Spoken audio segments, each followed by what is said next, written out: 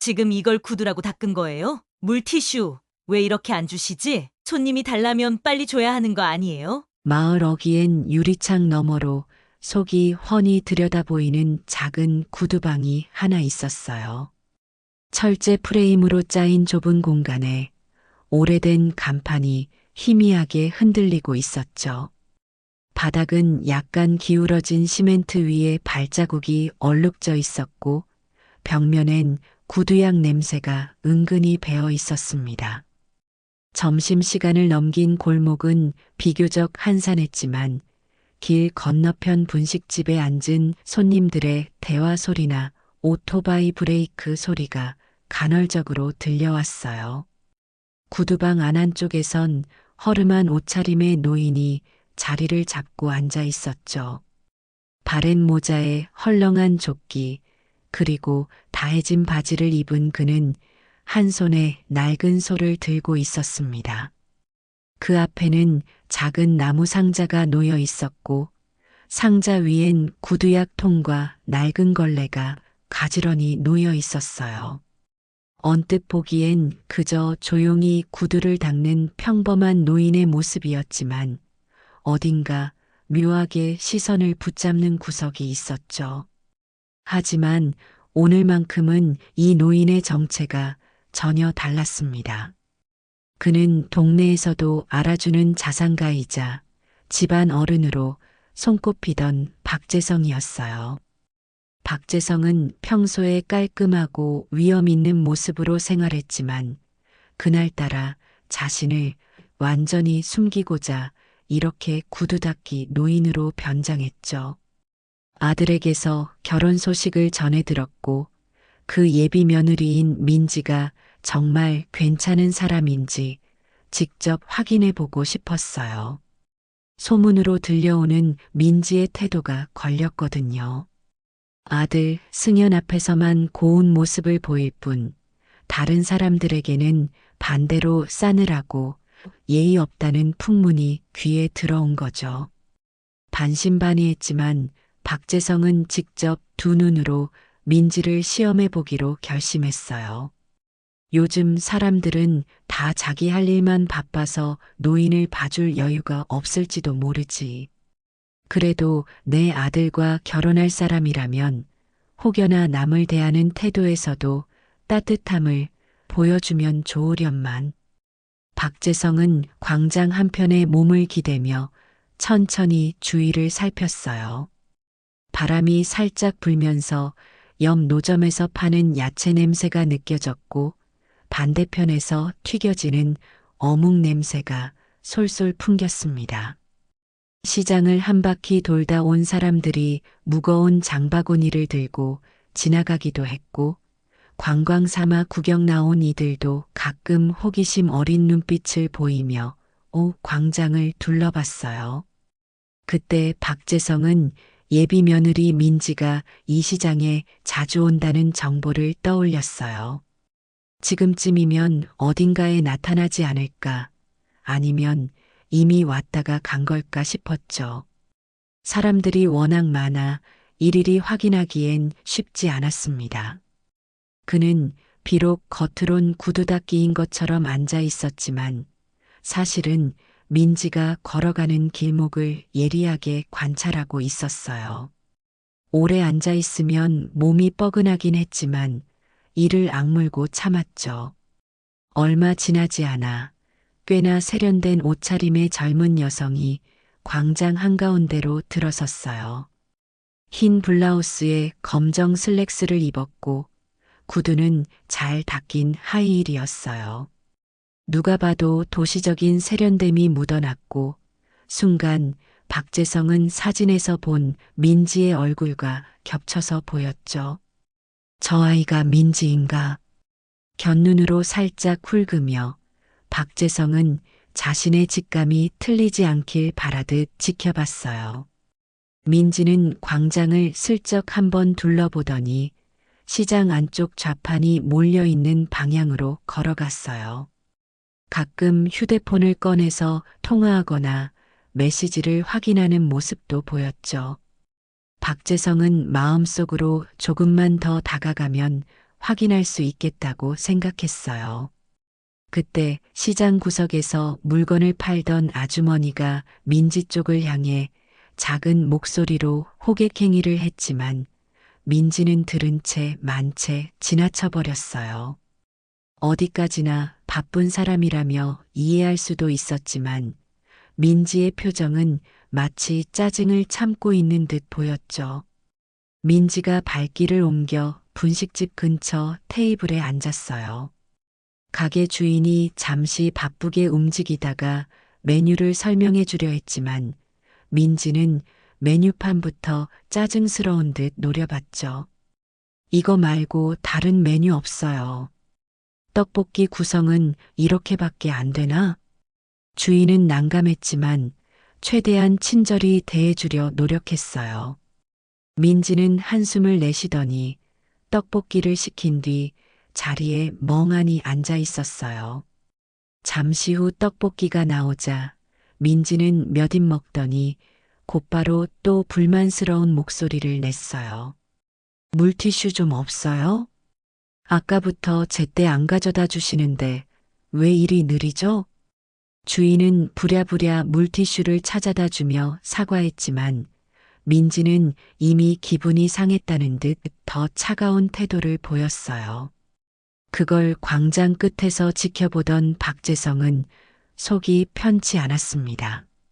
그래, 이것만으로 판단하긴 어려워. 조금 더 지켜보자 하고 마음을 다잡았죠. 민지는 곧 돈을 내고 일어났어요. 시장 통로를 다시 걸으며 여러 상점을 훑어봤지만 별다른 관심을 두는 물건이 없어 보였어요. 중간중간 전화가 오면 아, 정말 귀찮네. 지금 바쁘다고 했잖아. 같은 짜증 섞인 목소리를 내기도 했죠. 그 사이 박재성은 구두 닦기 상자를 발 앞에 놓고 조용히 앉아 민지를 기다렸습니다. 혹시 자신에게 도움을 청하거나 혹은 말을 걸 상황이 생길지 몰라서요. 그러다 민지가 마침 구두가 불편했는지 잠시 벤치 근처에서 구두끈이나 굽을 살피는 듯한 동작을 했어요. 그 순간 박재성은 조용히 한마디 건넸어요. 아가씨, 구두 닦고 가는 게 어떻소? 낡아 보이는데 오늘 특별히 저렴하게 해드릴게. 민지는 머리를 돌려 그를 쳐다봤고 한껏 못마땅한 기색이 역력해 보였어요. 박재성은 눈을 마주치려 했지만 민지는 고개를 돌리고는 그냥 걸어가려 했죠. 정말 이런 사람들 때문에 시장 오는 게 피곤하단 말이야. 민지의 작은 투덜거림이 들렸어요. 박재성은 바로 알아차렸죠. 이 목소리가 앞서 시장 길목에서 살짝 스친 그 말과 똑같았어요. 역시 이 아이가 민지구나. 저런 태도라니 하고 생각하며 박재성은 더욱 마음이 무겁게 가라앉았어요. 그럼에도 혹시 몰라 박재성은 다시 한번 도움을 청하는 듯 말을 건넸어요. 발이 많이 불편해 보이는데 내가 이 근처에서 가장 구두를 잘 닦는다는 평을 듣네. 다른 건 몰라도 발이 편해야 시장 구경도 할 텐데. 그러자 민지는 미간을 찌푸리고 말했어요. 저는 괜찮아요. 더러워질 일 없으니까. 한마디로 거절당한 박재성은 더 말을 붙이지 않았습니다. 다만 민지가 구두 상태를 살피다가 뒷굽이 약간 망가진 걸 발견했는지 발을 절뚝거리며 잠깐 불편해 보이긴 했어요. 그렇지만 민지는 애써 모른 척하고 계속 스마트폰만 들여다봤죠. 주변 노점에서 직접 말을 걸면 듣기 싫다는 듯 뿌리치는 모습이 여러 번 보였어요. 그럴 때마다 박재성은 속으로 내가 정말 이런 아이를 며느리로 들릴 뻔했나 하는 생각이 스쳐갔어요. 그는 그래도 혹시나 하는 마음에 조금 더 확실한 모습을 보기 위해 자리를 지켰습니다.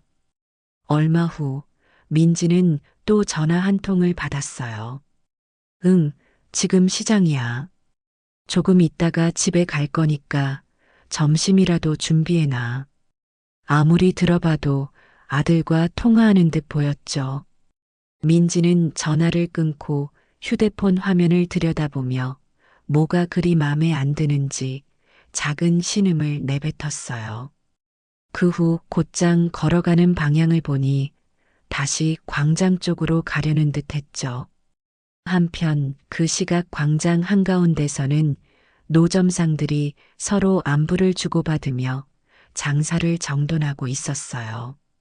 어느 포목점 할머니는 오늘은 바람이 좀 서늘하네. 손님이 많이 없나? 하고 얘기했고, 과일 가게 아저씨는 곧 점심시간이니 더 들어올 거라고 하며 파프리카를 정리했어요. 그런 평범한 일상이 오가는 와중에 민지가 마치 불쾌하다는 듯 그 사이를 지나가고 있었어요. 인파가 많아져 몸이 스치는 일이 잦다 보니 민지는 짜증 섞인 인상을 썼죠. 그러다 한 번은 앞서가던 손님이 민지와 부딪혔는데 민지는 흘끗 그를 노려볼 뿐이고 그 손님이 죄송해요 하고 허둥지둥 사과해도 그냥 고개를 돌렸습니다. 박재성은 그런 민지의 모습을 지켜보며 자신의 결심이 점차 확고해지는 걸 느꼈어요. 예비 며느리가 자상하고 너그러운 마음씨를 지닌 인물이라면 길에서 부딪힌 사람에게도 괜찮아요라는 말 한마디쯤은 해줄 수 있지 않을까 싶었죠. 하지만 현실은 정반대였어요. 한편으론 아직까지 민지가 자기에게 구두를 닦아달라고 하지 않은 걸 다행이라 여겼습니다. 혹시라도 마주 앉아 있었다면 더 심한 말을 들을 수도 있다고 생각했어요. 그때 멀리서 한 중년 여성이 다가와 박재성에게 말을 걸었어요. 아이고, 할아버지. 구두 닦는 분이셨네요. 제가 조금 전에 흙탕물을 밟아서 그런데 혹시 이 구두 좀 닦아주실 수 있을까요? 박재성은 살짝 놀랐어요. 오늘 제대로 장사를 할 생각은 없었는데 그래도 모처럼 손님이 왔으니 그냥 돌려보낼 이유도 없었죠. 그는 노인다운 느릿한 목소리로 대답했어요. 그럼요. 앉아서 구두 벗어주시겠어요. 내가 깨끗하게 닦아드리리다. 그러면서 상자에서 솔과 구두약을 꺼내 정성껏 구두를 손질하기 시작했어요. 중년 여성은 잠시 앉아서 땀을 식히는 듯 부채질을 하며 박재성을 지켜봤어요. 손놀림이 굉장히 능숙하시네요. 원래부터 이 일을 하셨어요? 박재성은 슬쩍 웃으며 대답을 돌렸어요. 젊었을 때부터 손재주가 조금 있긴 했지요. 오늘은 이렇게 잠시 바람 쐬며 하는 거랍니다. 중년 여성은 고개를 끄덕이며 아직 자신 앞에 있는 노인이 변장 중이라는 사실을 전혀 알아채지 못했어요. 아이고, 감사합니다. 얼마 드리면 돼요? 하고 지갑을 꺼냈죠. 박재성은 형식적으로 손사래를 치다가 아주 적은 돈만 받았어요. 이 정도면 충분합니다. 부디 길 조심하시고 오늘도 좋은 하루 되시길. 중년 여성은 네, 고맙습니다라고 환하게 웃고는 자리를 떴어요. 그 모습을 우연히 지켜본 민지는 에휴, 저런데도 돈을 주고 닦내라는 듯 비꼬는 눈으로 바라봤지만 굳이 개입하진 않았어요. 박재성은 그 시선을 느꼈지만 애써 못 본 척했죠. 시간이 조금 흘러 민지는 다시 길 모퉁이를 돌아 나가려 했어요. 그때 박재성이 슬쩍 민지에게 한마디를 더 건넸어요. 아가씨, 혹시 다리가 불편하시면 의자에 잠깐 앉았다 가셔도 될 텐데. 내가 앉아 있는 이곳은 그늘이라 시원하오. 민지는 지친 표정으로 다시 돌아봤어요. 박재성을 향해 시큰둥한 시선을 던지더니 별다른 말 없이 그냥 걸어가려 했죠. 바로 그때 광장 반대편에서 민지를 부르는 소리가 들렸어요. 누군가가 민지 씨 하고 큰 목소리로 외쳤는데 한 청년이 서둘러 뛰어왔어요. 알고 보니 민지의 친구였는지 반가운 표정으로 살짝 손을 흔들며 다가왔죠. 민지는 그 친구를 보고 갑자기 표정을 바꾸더니 한결 부드러운 얼굴로 인사를 건넸어요. 여기서 뭐래? 너도 시장 보러 온 거야? 민지와 친구가 대화를 나누는 동안 박재성은 흥미롭게 그 변화를 지켜봤어요.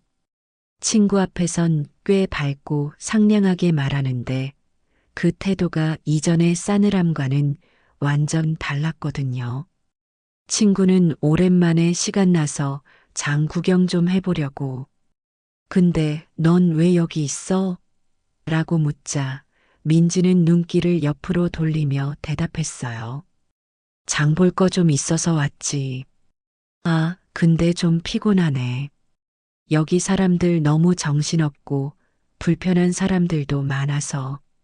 친구는 별 생각 없이 그렇구나 하며 웃었지만 민지의 말투는 여전히 남들에 대한 무시가 느껴졌죠. 그때 갑자기 주변에서 꼬마야, 괜찮니? 하는 소리가 들렸어요. 한 아이가 달리다가 돌부리에 걸려 넘어져 울고 있었죠. 옆에 있던 어른들이 달려가서 일으켜 세워주는데 민지는 그 소리를 힐끗 보더니 전혀 관심을 기울이지 않았어요. 그저 대화하던 친구에게 여기 정말 시끄럽다니까라고 작게 불평했죠. 박재성은 안타까운 마음으로 그 광경을 보며 민지라는 사람의 성향이 어디까지가 진짜인지 확신이 서기 시작했어요. 잠시 후 민지와 친구는 인사를 마치고 각자 갈 길을 갔어요. 민지는 다시 혼자 광장을 건너도록 방향을 잡았는데 발걸음이 빠른 편이었죠. 이제 사실상 살 게 없다고 느낀 듯 했고 아까 통화에서도 점심을 준비해 달라고 했으니 서둘러 집에 가려는 모양새였어요. 그녀가 지나치는 길 옆에는 허름한 옷차림의 노인이 또 한 명 앉아 있었는데 그 노인은 배낭을 베고 힘겹게 쉬고 있었어요. 민지는 그 앞을 그냥 지나쳤어요. 하지만 그 노인이 아가씨, 혹시 근처 우체국이 어디인지 아세요? 하고 물었어요. 민지는 고개를 돌려 그 노인을 바라보다가 한숨을 내쉬더니 짧게 대답했죠. 잘 몰라요. 저도 여기 처음이라. 사실 광장 오른편 골목으로 조금만 가면 우체국이 있었지만 민지는 알려주기조차 귀찮았어요. 마치 불필요한 호의를 베풀고 싶지 않다는 듯한 표정이었죠. 박재성은 그 장면을 보며 속이 점점 답답해졌어요. 지금껏 본 민지의 태도로 판단하면 아들에게만 보여준다는 상냥함은 거칠해일 가능성이 커 보였어요. 가난하고 힘든 이들, 혹은 그냥 모르는 사람들에게 전혀 관심이나 배려심을 보이지 않는 태도가 분명해졌죠. 이쯤 되면 민지와 결혼을 허락해선 안 되겠다는 마음이 거의 굳어졌어요. 그럼에도 혹시나 하는 마음으로 박재성은 계속 앉아 있었죠. 잠깐 후 민지는 한가게 앞에 서서 구두를 벗고 무언가를 털어내듯이 했어요. 굽이 불편한지 아예 구두를 들고 맨발로 몇 걸음 걸어가기도 했죠. 그렇지만 이내 다시 구두를 신으면서 짜증스러운 표정을 지었어요. 이 구두는 왜 이렇게 발이 아픈 거야? 주변 사람들이 민지를 쳐다봤지만 민지는 신경 쓰지 않고 휴대폰 화면만 확인하고 있었어요. 마침 그 근처를 지나가던 또 다른 중년 여성은 민지의 모습을 보고 혹시 도움이 필요한가 싶어 말을 걸었어요. 아가씨, 발이 많이 아파 보이네요. 괜찮아요? 그러자 민지는 고개를 돌려 짧게 대답했어요. 신경 쓰지 마세요. 전 괜찮으니까. 그 여성은 난감한 표정을 짓고 곧 몸을 돌려 떠났죠. 한편 박재성은 그런 모습을 되새기며 마음이 더욱 굳어졌어요. 결국 민지가 구두 닦기 노인인 자신에게 다가와 조금이라도 예의를 표하거나 최소한의 관심을 보이는 일은 일어나지 않았습니다. 대신 비아냥 섞인 눈빛과 무관심한 몸짓만 남아 있었어요. 물론 이 모든 걸 직접 지켜보지 않았다면 민지는 그저 예쁜 얼굴과 세련된 말투로 아들을 홀리는 좋은 사람처럼 보였겠죠. 하지만 오늘 광장에서 민지가 드러낸 실제 모습은 전혀 달랐어요. 결국 민지는 택시를 불러 광장을 벗어났어요. 마지막으로 박재성에게 시선을 주긴 했지만 그 눈에는 흥미도 연민도 찾아볼 수 없었죠. 그는 민지의 뒷모습을 보며 한숨을 내쉬었어요. 내가 이렇게 변장까지 하면서 확인해야 했나 싶지만 그래도 늦게나마 진실을 알았다 하고 생각했죠. 이 결혼만큼은 절대로 허락하면 안 되겠다 결심도 내렸어요. 그날 오후 박재성은 집으로 돌아와 변장한 옷들을 갈아입고 깔끔한 모습으로 거실에 앉았어요. 때마침 아들 승현이 일찍 귀가해 있었죠. 승현은 아버지를 보자 반갑게 달려와 웃으며 인사를 건넸어요. 아버지, 어디 다녀오셨어요? 요즘은 바깥 나들이 잘 안 하시더니. 그는 기분이 좋아 보였지만 박재성의 얼굴이 심상치 않음을 눈치채고 살짝 긴장했어요. 박재성은 곧장 본론을 꺼냈어요. 내가 결혼하겠다는 그 아이 민지 말이야. 오늘 시장에서 내가 직접 봤다. 승현은 놀랐어요. 아버지, 민지를 보셨다고요? 시장에 가실 줄은 몰랐는데. 박재성은 잠시 말을 끊었다가 천천히 아들의 시선을 마주봤어요. 나는 구두 닦기 노인으로 변장해서 그 아이를 시험해 봤다. 그런데 그 아이가 보인 태도는 솔직히 우리 집안 며느리로 받아들일 수 없는 수준이더구나. 승현은 얼굴이 하얗게 질렸어요. 아버지, 무슨 말씀이시죠? 민지는 정말 제 앞에서는 착하고 따뜻한 사람인데요. 그는 믿을 수 없다는 듯 고개를 저었어요. 하지만 박재성의 눈빛은 단호했어요. 내가 오늘 직접 본 장면들을 너에게 일일이 말하진 않겠다만 분명한 건 그 아이가 노인을 대하는 태도도 형편없고 자기 외에 다른 사람에게 아주 무례하다는 거다. 그리고 분식집 주인에게까지 함부로 대하더군.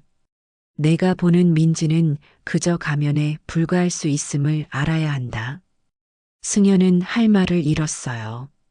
그저 충격을 받은 표정으로 입술을 앙다물고 있을 뿐이었죠. 잠시 뒤 박재성은 결론을 내리듯 말했어요.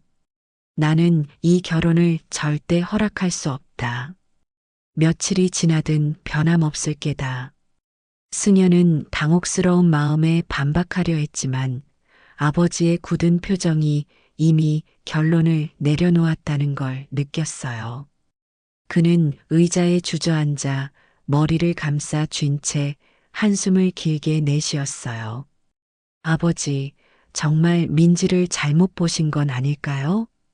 민지는 제게만이라도 늘 잘해줬는데. 박재성은 그 말을 듣고 씁쓸히 고개를 흔들었어요. 너에게만 잘해주는 사람이 무슨 의미가 있겠느냐. 언젠가 내가 힘들어지면 혹은 우리 가정에 무슨 일이 생기면 그 본색이 그대로 드러날 게 불보다 뻔해. 그는 더 이상 할 말이 없다는 듯 고개를 돌렸죠. 승현은 괴로운 표정이었지만 마음 한편으론 어쩐지 떨리는 공포를 느꼈어요. 정말 민지가 가면을 쓴 거라면 자신이 봐온 사랑은 거짓이었을 수도 있으니까요. 얼마 지나지 않아 민지가 집을 찾아왔어요. 평소처럼 밝은 미소를 띠고 아버님, 안녕하세요. 요즘 건강은 어떠세요? 하며 예의 바른 인사를 건넸죠. 그러나 박재성은 가볍게 인사만 받았고 단호한 표정으로 민지를 쳐다봤어요. 승현도 살짝 뒷걸음질 치듯 거리를 두고 민지를 바라봤어요. 민지는 그 기류를 이상하게 느꼈는지 고개를 기울이며 물었어요. 무슨 일이 있으세요? 승현 오빠가 전화를 안 받아서 걱정돼서 왔는데 박재성은 한숨을 내쉬고 차분한 목소리로 대답했어요. 오늘 시장에서 만난 구두 닦기 노인을 기억하는가? 민지는 흠칫 놀라며 네. 글쎄요. 뭐 본 적이 있긴 했는데 하며 얼버무렸어요. 그러자 박재성은 냉정하게 진실을 꺼냈어요. 그 노인이 바로 나였다. 내가 오늘 변장하고 시장에 나가 직접 너를 봤다.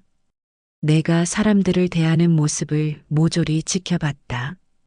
민지는 순간 찻잔을 떨어뜨릴 뻔할 정도로 놀라워했어요.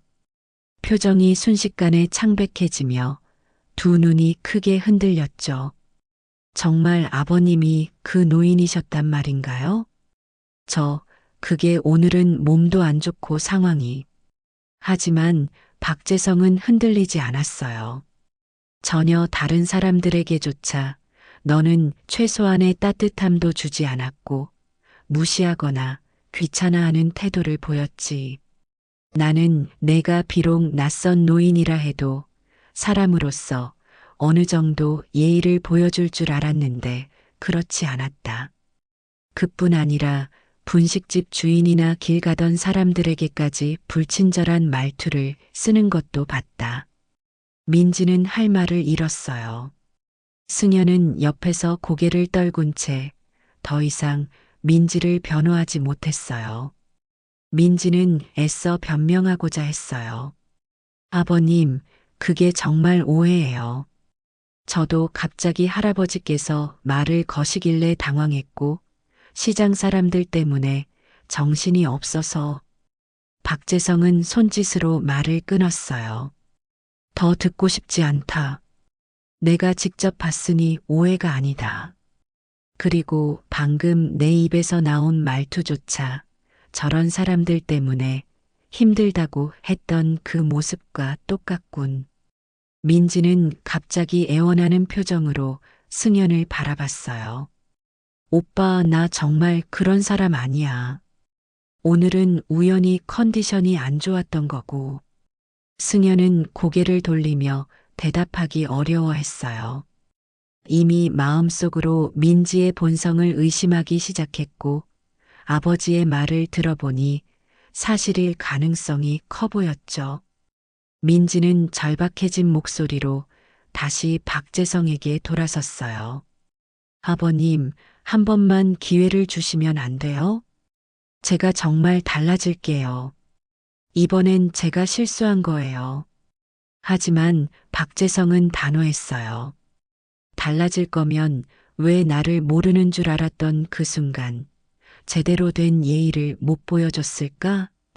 내가 내 정체를 알았다면 분명 다르게 행동했겠지. 그게 이미 답이야. 민지는 거짓말로라도 어르고 달랬어야 했는데 갑작스럽게 너무 많은 사실이 들통나버렸어요. 아버님, 제발 승현 오빠와 저 결혼은 꼭 해야 해요. 전 정말 그 사람을 사랑하니까. 그러나 박재성은 고개를 절레절레 흔들었어요. 사랑을 논하기 전에 기본적 인간됨부터 갖춰야 한다고 생각한다. 우리 집안 며느리가 될 사람이라면 최소한 남을 함부로 대하진 않아야 하네. 승현은 그제야 한숨을 길게 내쉬며 민지에게 작은 목소리로 말했어요. 민지야, 미안하다. 이대로 결혼을 진행하기엔 나도 마음이 놓이지 않아. 우리 둘 다 다시 생각해보자. 민지의 얼굴이 하얗게 질리며 더 이상 말이 안 나오는 듯 했어요. 그녀는 울먹이는 표정으로 자리를 박차고 나갔어요. 하지만 그 이후로도 민지는 여러 번 승연에게 연락해 사과와 호소를 반복했어요. 처음엔 승연도 흔들렸지만 결국 아버지가 시장에서 직접 본 민지의 진짜 태도를 외면할 수 없다고 판단했죠. 결혼 문제는 그렇게 해서 완전히 접히고 말았습니다. 민지는 상심한 듯 한동안 주변에 자신이 억울하다고 떠벌렸지만 정작 많은 이들은 시장에서의 그녀 모습을 알고 있었기에 민지 편을 들어주진 않았어요. 오히려 그 노인분이 아버님이라고? 그럼 당연히 파혼될 만한 애라는 반응이었죠. 시간이 흘러 박재성과 승현은 일상으로 돌아갔어요. 승현은 당분간 결혼 생각 없이 회사 업무에만 집중하기로 했죠. 박재성은 속으로 아들이 상심하지 않을까 걱정했지만 오히려 승현은 그래도 더 늦기 전에 알았으니 다행이죠라며 스스로 마음을 정리했어요. 물론 정이 조금은 남아 있어서 초반엔 힘들어했지만 하루하루 지나면서 민지의 본성을 생각하면 미련 없이 이별하는 쪽이 옳았다고 믿게 됐어요. 박재성은 아들이 성숙해지는 모습을 보며 안도감을 느꼈어요. 광장도 다시 평온한 날들을 이어갔어요. 낡은 돌바닥 위엔 여전히 이끼가 끼어 있었고 사람들은 장을 보기 위해 바삐 오갔죠. 가끔 구두 닦기 노인이 앉아서 사람들의 신발을 닦는 모습이 보이기도 했어요. 박재성은 그곳을 지나갈 때마다 변장했던 그날을 떠올리며 쓴웃음을 짓곤 해요. 그리고 결심하죠. 사람의 본성은 누구도 보지 않는 순간에 가장 명확히 드러나는 법. 그날 구두 닦기로 변장했던 아버지 앞에서 예비 며느리 민지의 충격적인 행동이 보여준 교훈은 너무나 강렬했어요. 결국 그의 선택은 결혼을 허락하지 않는 쪽이었고 그 결정은 돌아보면 참으로 현명한 결정이었죠. 언제나 좋은 인연은 따로 있는 법이고 설령 시간이 좀 걸려도 인성이 바른 사람과 함께하는 길이 더 값진 행복을 가져다 줄 테니까요. 무엇보다 박재성은 자신의 사랑하는 아들이 잘못된 상대에게 상처 입지 않도록 막아줬다고 생각했어요. 그게 부모로서 해줄 수 있는 최선이라 믿었고 승현 역시 이제는 그 마음을 이해하고 감사해야 하고 있었어요. 민지의 이야기는 사람들 입에 조금씩 오르내리다 잊혀졌어요. 그 후로도 그녀는 다른 지역에서 지내며 자신의 길을 갔다는 말도 들려왔지만 더 자세한 소식은 알 수 없었어요. 광장 이곳저곳에는 여전히 묵묵히 구두를 닦는 노인들이 종종 등장하고 거리를 오가는 이들에게 때때로 따뜻함과 무심함이 섞여 보여요. 그 안에서 박재성은 정말 사람은 겉으로만 봐서는 모른다는 진리를 다시금 떠올려요. 언제 어디서든 진심 어린 마음을 갖고 살아가야 한다는 깨달음이 그날의 사건으로 더욱 깊어졌으니까요. 그렇게 오랜 시간이 흐른 뒤 박재성은 어느 봄날 문득 광장을 산책하다가 옛 기억에 잠겼어요. 정신없이 돌아다니던 민지 사람들을 대할 때마다 짜증을 내며 무시하던 태도, 그리고 노인을 변장한 자신에게서 거들떠보지도 않던 모습들이 떠올랐어요. 고개를 돌려보니 오늘도 같은 자리엔 작은 소란이 있었고 누군가는 노인에게 물 한 모금을 건네고 있었죠. 그 장면을 보며 박재성은 속으로 생각했어요. 누군가는 낯선 이에게도 손을 내밀 줄 알고 누군가는 그렇지 않지. 그 차이가 결국 한 사람의 인생 전체를 바꾼다고 해도 과언이 아니군. 결국 구두 닦기 노인으로 변장한 아버지를 무시한 예비 며느리는 결혼에 실패했고 승연의 삶엔 또 다른 기회가 열렸어요. 조금만 더 늦었다면 씻을 수 없는 후회와 불행을 맛봤을지도 몰라요. 박재성은 때때로 결혼 문제를 떠올릴 때면 애초에 자신이 결심을 내린 게 옳았다고 확신해요. 정말 귀한 것은 상대의 재산이나 외모가 아니라 눈에 보이지 않는 배려와 진심이니까요. 그날 민지가 보여준 충격적인 행동은 반대로 그들에게 더 나은 길을 열어준 셈이 됐습니다. 그리고 오늘도 마을 어귀의 작은 광장은 변함없이 사람들의 발길로 가득해요. 낡은 돌 위에 이끼가 있어도 사람들은 그 사이를 성급히 지나가며 본인의 할 일을 찾아가죠. 누군가는 먼 길을 떠나다 지쳐 앉아 쉬기도 하고 또 누군가는 장을 보며 따뜻하게 이웃을 챙기기도 해요. 그 모든 순간이 모여 한 도시와 공동체를 만들고 그 안에서 누가 진짜 좋은 사람인지가 서서히 드러나곤 하죠. 이제 박재성은 아들과 함께 또 다른 내일을 준비하며 이 평범하지만 중요한 진실을 마음에 새기고 있어요. 그렇게 구두 닦기로 변장한 할아버지와 예비 며느리의 충격적인 행동이 보여준 하루는 그들 가족에게 커다란 변화를 안겨주었어요. 아들에게는 헛된 신뢰 대신 진짜 인연을 기다리는 길이 열렸고 박재성 스스로도 한 번 더 사람의 속마음을 지켜봐야 한다는 값진 교훈을 얻었죠. 어쩌면 이 이야기는 어딘가서 다시 반복될 수도 있겠지만 적어도 이 마을에서는 한 번 큰 파동을 일으킨 뒤로 영영 잊지 못할 사건이 되었어요. 누군가를 쉽게 믿기보다 진정한 인성을 보려면 시간이 필요하다는 걸 모두가 알게 됐기 때문이에요. 그렇기에 절대 결혼을 시켜선 안 될 인물이었던 민지는 인생의 중요한 기회를 스스로 날려버렸고 승연도 이를 교훈 삼아 더 현명해졌답니다.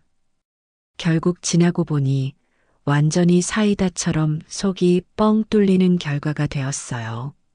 민지는 더는 이 가정에 들어올 수 없게 됐고 이 집안은 더 큰 불행을 막아낸 셈이니까요. 인연이라는 건 억지로 만들어가는 게 아니라 서로에게 좋은 사람이 되고자 노력할 때 더 값지게 이어진다는 걸 다시금 깨닫게 해주는 이야기였죠. 이 모든 걸 직접 겪은 박재성은 언젠가 승연에게 좋은 짝이 나타나면 누구보다 기쁘게 결혼을 허락할 거예요.